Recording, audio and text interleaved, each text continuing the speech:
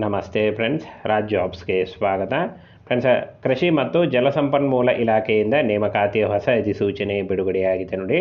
ಹಾಗೆ ಇನ್ನು ಇದುವರೆಗೂ ಯಾರು ನಮ್ಮ ಟೆಲಿಗ್ರಾಮ್ ಮತ್ತು ವಾಟ್ಸಪ್ ಗ್ರೂಪ್ಗಳಿಗೆ ಜಾಯ್ನ್ ಆಗಿಲ್ಲ, ಈಗಲೇ ಜಾಯ್ನ್ ಆಗಿ ಹೆಚ್ಚಿನ ಉದ್ಯೋಗ ಮಾಹಿತಿಗಳಿಗಾಗಿ ವಿಡಿಯೋ ಡಿಸ್ಕ್ರಿಪ್ಷನ್ ಬಾಕ್ಸಲ್ಲಿ ನೇರ ಲಿಂಕ್ ಇರುತ್ತೆ ನೋಡಿ, ಅಲ್ಲಿ ಹೋಗಿ ಇನ್ನೂ ಹೆಚ್ಚಿನ ಉದ್ಯೋಗ ಮಾಹಿತಿಯನ್ನು ತಿಳಿದುಕೊಳ್ಳಿ.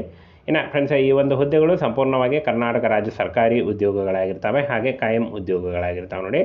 ಇನ್ನು ಈ ಒಂದು ಹುದ್ದೆಗಳಿಗೆ ಸಂಬಂಧಪಟ್ಟಂತೆ ವಯೋಮಿತಿ ಹಾಗೂ ಶೈಕ್ಷಣಿಕ ಅರ್ಹತೆ, ಇನ್ನು ಅರ್ಜಿ ಶುಲ್ಕ ಹಾಗೂ ಯಾವ ರೀತಿಯಾಗಿ ಅರ್ಜಿಗಳನ್ನು ಸಲ್ಲಿಸಬೇಕು ಅನ್ನುವಂಥ ಸಂಪೂರ್ಣ ಮಾಹಿತಿ ವಿಡಿಯೋದಲ್ಲಿರುತ್ತೆ ನೋಡಿ.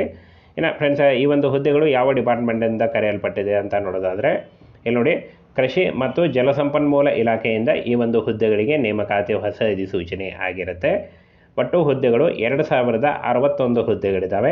ಇನ್ನು ಅದರಲ್ಲಿ 2061 ಹುದ್ದೆಗಳಲ್ಲಿ SDA ಮತ್ತು FDA ನೋಡಿ, ದ್ವಿತೀಯ ದರ್ಜೆ ಸಹಾಯಕ ಮತ್ತು ಪ್ರಥಮ ದರ್ಜೆ ಸಹಾಯಕ ಉದ್ಯೋಗಗಳಾಗಿರ್ತವೆ. ಇನ್ನು ಉದ್ಯೋಗ ಸ್ಥಳ ಎಲ್ಲ ಜಿಲ್ಲೆಗಳಲ್ಲಿ, ಕರ್ನಾಟಕದ ಯಾವುದೇ ಜಿಲ್ಲೆಗಳಲ್ಲಿ ಕೂಡ ಒಂದು ನೇಮಕಾತಿ ನಡೆಯುತ್ತೆ.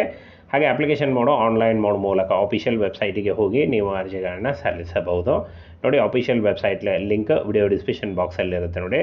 ಇನ್ನು ಫ್ರೆಂಡ್ಸ್, ಸಂಬಳದ ವಿವರವನ್ನು ನೋಡೋದಾದರೆ 25,000ದಿಂದ 60,000ವರೆಗೆ ಪರ್ ಮಂತ್ ಸ್ಯಾಲ್ರಿ ಆಗಿರುತ್ತೆ ನೋಡಿ. ಇದು ಜಾಸ್ತಿ ಕೂಡ ಆಗ್ತಾ ಹೋಗುತ್ತೆ. ಇನ್ನು ವಯೋಮಿತಿಯನ್ನು ನೋಡೋದಾದರೆ 18 ವರ್ಷದಿಂದ 35 ವರ್ಷದ ಒಳಗಿನವರು ಅರ್ಜಿಗಳನ್ನು ಸಲ್ಲಿಸಬಹುದು. OBC ಅಭ್ಯರ್ಥಿಗಳಿಗೆ 3 ವರ್ಷ ಮತ್ತು SC/ST ಅಭ್ಯರ್ಥಿಗಳಿಗೆ 5 ವರ್ಷ ಹಾಗೂ PWD ಅಭ್ಯರ್ಥಿಗಳಿಗೆ 10 ವರ್ಷದ ವಯೋಮಿತಿ ಸಡಿಲಿಕೆ ಕೂಡ ಇರುತ್ತೆ ನೋಡಿ. ಆದಷ್ಟು ನಿಮ್ಮ ವಯಸ್ಸಿನ ಲೆಕ್ಕಾಚಾರ ಮಾಡಿಕೊಂಡು ನೀವು ಅರ್ಜಿಗಳನ್ನು ಸಲ್ಲಿಸಬಹುದು. ಇನ್ನು ಫ್ರೆಂಡ್ಸ್ ನೋಡಿ, ನಾನು ಹೇಳಿದಿರೋ ಹಾಗೆ ವಯೋಮಿತಿ ಸಡಿಲಿಕೆ ಕೂಡ ಇರುತ್ತೆ. OBC ಅಭ್ಯರ್ಥಿಗಳಿಗೆ 3 ವರ್ಷ, SC/ST ಅಭ್ಯರ್ಥಿಗಳಿಗೆ 5 ವರ್ಷ, PWD ಅಭ್ಯರ್ಥಿಗಳಿಗೆ 10 ವರ್ಷ ವಯೋಮಿತಿ ಸಡಿಲಿಕೆ ಕೂಡ ಇರುತ್ತೆ ನೋಡಿ.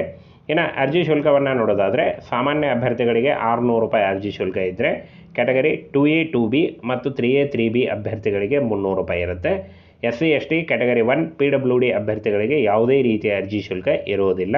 ಇನ್ನು ಮಾಜಿ ಸೈನಿಕ ಅಭ್ಯರ್ಥಿಗಳು ಏನಾದರೂ ಅರ್ಜಿ ಶುಲ್ಕವನ್ನು ಸಲ್ಲಿಸ್ತೀರಾ ಅಂತ ಹೇಳಂದರೆ 50 ರೂಪಾಯಿ ಇರುತ್ತೆ ನೋಡಿ.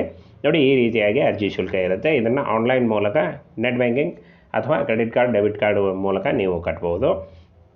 ಇನ್ನು ಶೈಕ್ಷಣಿಕ ಅರ್ಹತೆಯನ್ನು ನೋಡೋದಾದರೆ SSLC, PUC ಮತ್ತು ಡಿಗ್ರಿ ಮಾಡಿದಂಥ ಬೋತ್ ಮೇಲ್ ಆ್ಯಂಡ್ ಫಿಮೇಲ್ ಅರ್ಜಿಗಳನ್ನು ಸಲ್ಲಿಸಬಹುದು. ಹಾಗೆ ಇನ್ನು ಲಿಖಿತ ಪರೀಕ್ಷೆ ಮತ್ತು ಇಲ್ಲಿ ನೋಡಿ, ಲಿಖಿತ ಪರೀಕ್ಷೆ ಮೂಲಕ ಆಯ್ಕೆಯನ್ನು ಮಾಡಿಕೊಳ್ಳಲಾಗುತ್ತೆ ಅಂತ ಹೇಳಿದ್ದಾರೆ. ಲಿಖಿತ ಪರೀಕ್ಷೆ ನಡೆಯುತ್ತೆ. ಇನ್ನು ಫ್ರೆಂಡ್ಸ್, ಪ್ರಮುಖ ದಿನಾಂಕಗಳನ್ನು ನೋಡೋದಾದರೆ ಫೆಬ್ರವರಿ ಕೊನೆಯ ವಾರದಲ್ಲಿ 25 ಅಥವಾ 26ನೇ ತಾರೀಕು ನೋಡಿ.